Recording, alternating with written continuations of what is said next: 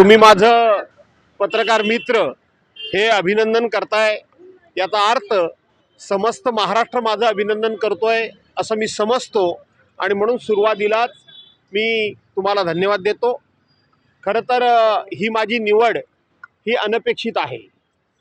मला स्वतःलाही माझी निवड व्हावी असं वाटत नव्हतं। माझी निवड का व्हावी होऊ नये याचं कारण मी ग्रामीण भागामध्ये राहणारा माणूस आहे, मी मुंबईमध्ये राहणारा माणूस नाही।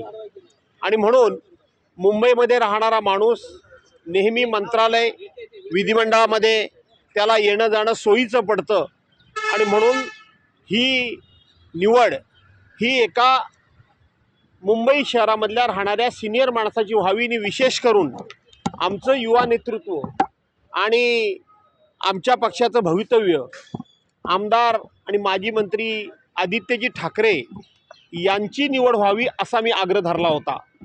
परंतु शेवटी आमचे पक्षप्रमुख या संपूर्ण सभेचे अध्यक्ष या नात्यानं त्यांनी सांगितलं, मी सांगतोय भास्कर जाधवांचीच निवड झालेली आहे किंवा भास्कर जाधवांचीच निवड व्हायला हवी असा त्यांनी आदेशच दिला।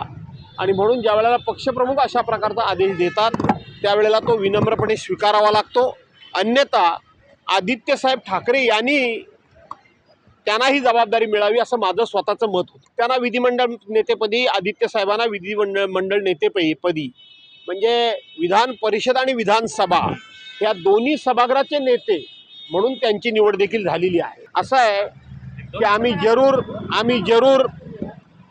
जरूर शपथविधी झाला, विधानसभेच्या अध्यक्षांची निवड झाली की आम्ही नक्कीच राज्याच्या मुख्यमंत्रीपदाची निवड झाली की आम्ही जरूर विद्यमान सरकारकडे आणि विधानसभा अध्यक्षांच्याकडे विरोधी पक्षनेतेपद आम्हाला मिळावं याची मागणी ही आम्ही रीतसर करणारच आहोत।